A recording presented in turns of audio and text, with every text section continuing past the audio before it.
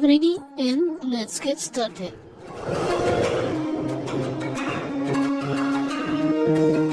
Oke, langsung aja yang pertama kali yang paling saya suka dari smartwatch ini adalah beratnya ini guys. Beratnya sangat ringan banget ya. Beratnya itu hanya hampir 40 gram aja. Gila ringan kan? Ukurannya juga menurut saya tidak terlalu besar di tangan saya yang kecil, 16 cm. Pertama kali waktu saya mau beli, saya pikir ini GTS 2 terlihat cukup besar ya, karena yang GTR 2 nya itu lumayan besar banget guys. Tapi setelah datang barangnya saya ukur, ini case lebarnya cuma 38,3 mm, cukup kecil sih menurut saya. Dengan ketinggiannya 51,7 mm. Untuk tebalnya sendiri ini hanya 11 mm lebih dikit. Oh ya, by the way, ini saya punya sesuatu yang baru buat kalian guys. Ini adalah Xiaomi Nuka Digital Caliper. Itu kalau bahasa Indonya Majangka Sorong guys. Yang lama saya ganti ya guys, karena saya merasa kurang akurat dan sedikit goyang ketika dipakai. Maklum harganya juga cuma sekitar 20 ribuan guys. Materialnya juga yang itu pakai dari plastik guys. Kalau yang ini dari stainless steel. Untuk tingkat keakuratannya ini adalah 0,01 mm. Wow, mantap gak tuh? Dan yang saya suka selanjutnya adalah di bagian bentuk case-nya ini guys. Terlihat kotak cuman oval gitu guys, tidak terlalu kotak banget gitu. Lalu di bagian pinggirnya ini, pinggir case-nya dekat tombol, dia juga seperti ada siku gitu yang nimbul ya. Jadi tidak terlihat kaku untuk tombolnya nih guys. Selanjutnya untuk kabel charger magnetiknya ini juga cukup baik. Magnetnya juga cukup kencang ya guys. Serta kabelnya juga tidak takut rusak, karena walaupun rusak dia masih bisa diganti dengan model kabel charger seperti Mesfit yang lainnya guys, seperti Neo atau Mesfit GTR juga dia sama guys kabelnya. Di bagian material case juga terlihat solid dengan materialnya alloy warna hitam.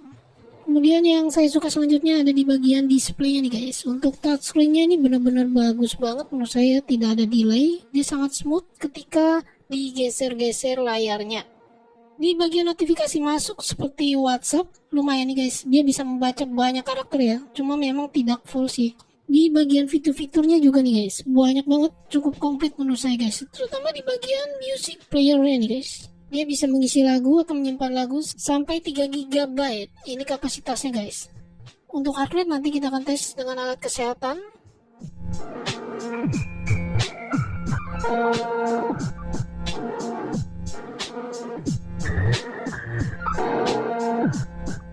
Yang saya suka selanjutnya ada di bagian setting brightness-nya nih guys. Kita bisa pilih yang automatic atau otomatis nih guys. Jadi ketika di luar ruangan kita tidak usah mengubah brightness-nya, dia akan berubah secara otomatis ya.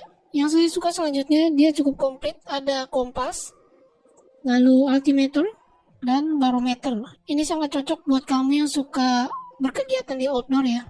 Untuk tampilan warna displaynya ini juga saya suka guys, karena dia sudah AMOLED display ya, dengan kerapatan pixelnya 341 pixel per inch dengan resolusinya 348 kali 442 pixel. Ukuran displaynya 1,65 inch, cukup besar banget ya. Dan watch face-nya nih guys, yang sangat banyak menurut saya, jadi tidak membosankan ya.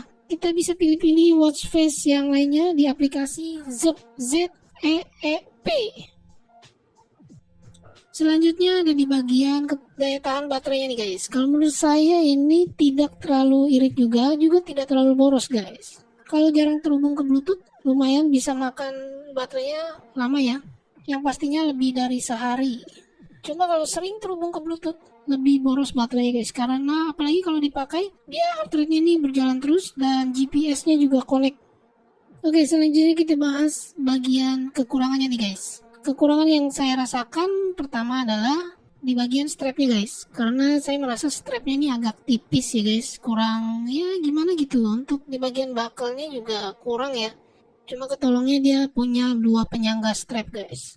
Kemudian materialnya juga ini saya merasa di bagian back case-nya ini hanya dari plastik, jadi terlihat bisa meninggalkan bekas sidik jari gitu ya.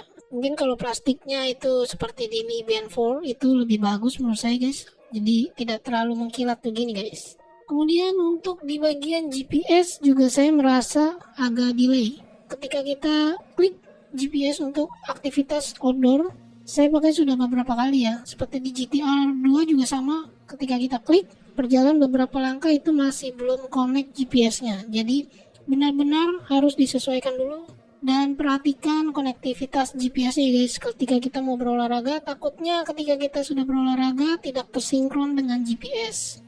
Berbeda seperti di Watch Lite. Itu benar-benar menurut saya lumayan bagus, dan titik lokasi ketika saya berolahraga bergerak jalan aja nih ya, itu cukup baik menurut saya. Oke guys, kiranya segini dulu video kencan saya dengan Misfit GTS 2 selama 1 mingguan. Kira-kira apa pendapatmu tentang Misfit GTS 2 ini? Bisa tulis di kolom komentar.